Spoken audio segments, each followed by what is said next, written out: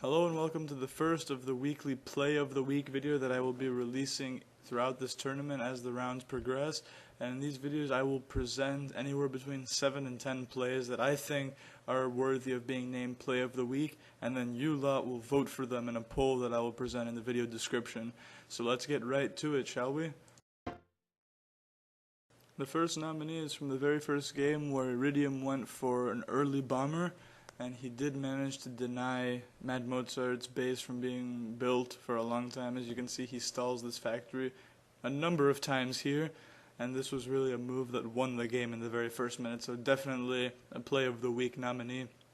Let us know what you think of this sort of play here. So I know some people don't like it, but this was so effective in the game that I had to include it.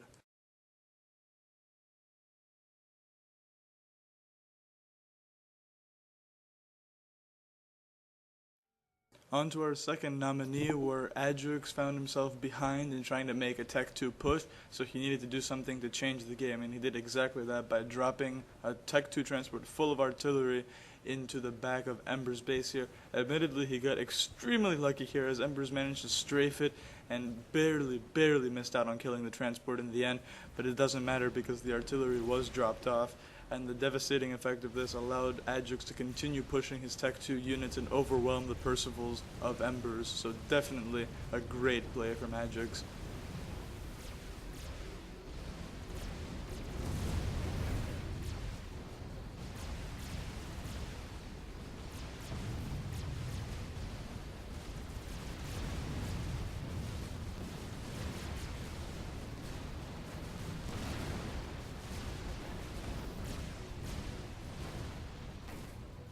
Our third nominee is from the marquee match between BC Blackheart and Lucian.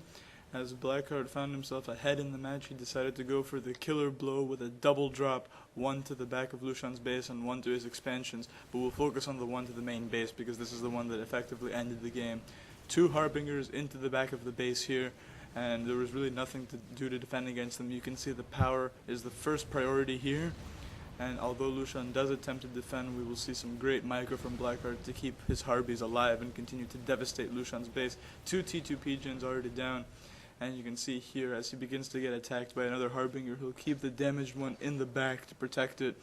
Overall, a great play from Blackheart. Even as he loses one Harbinger towards the end, he'll still continue to attack the power, and this effectively ended the game, leaving with Lucian with about 300 power, which is not nearly enough in a game like this. There you can see the great micro, keeping the damaged Harby behind and using the one in the front to take the damage. And then he continues to push here and kill the rest of the power of Lucian. Definitely another great drop.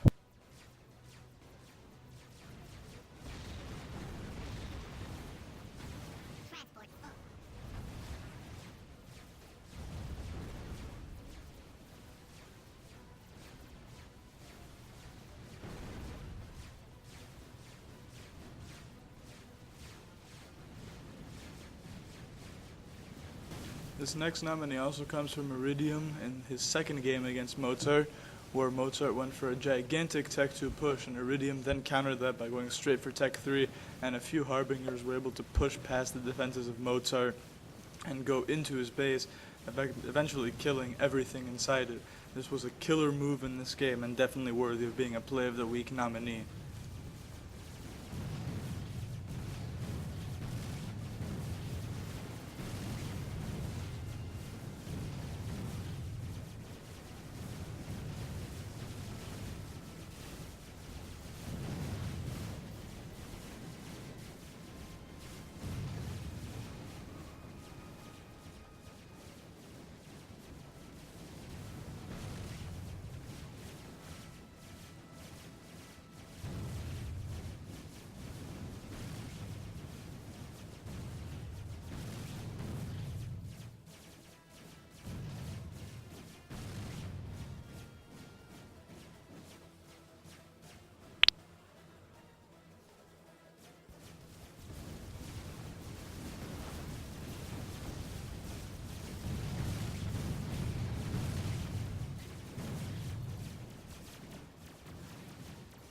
Another nominee from our marquee game, this time from the hands of Lucian, as he changed the game against Blackheart here by building a Tech 2 transport and transporting his gun comm to the other side of Bermuda Locket.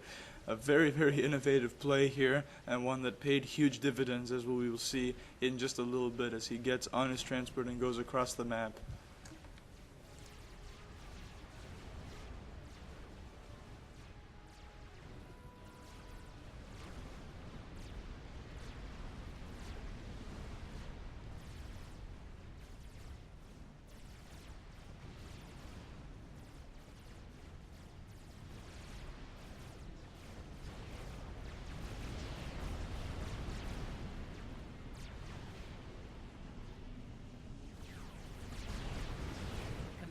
Under attack. Wasting no time, Lucian immediately starts to target the units of Blackheart while his artillery targets the ACU to do all the damage, as Blackheart was unable to maneuver too well in the difficult terrain here.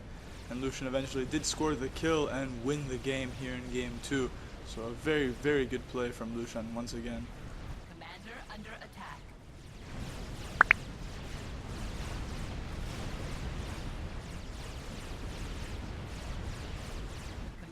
Under attack.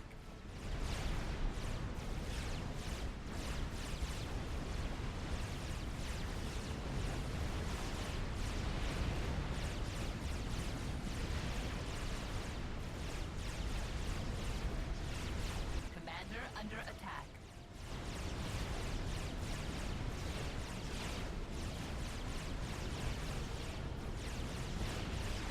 Commander under attack.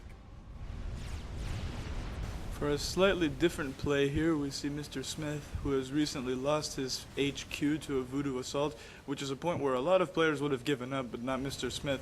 He didn't let that deter him. He doesn't need Tech 3 units when he can build Soul Rippers. So the Soul Ripper here was able to defend very well against all the forces of voodoo, but Smith took it a step further. He built a second Soul Ripper and used one for offense and one from defense, as eventually using both to devastate voodoo, both in his base and on the ground in his land forces. So this was a game-winning move from Smith. It was unexpected, and it's just awesome. So enjoy this display of Soul Ripper power against Voodoo's base.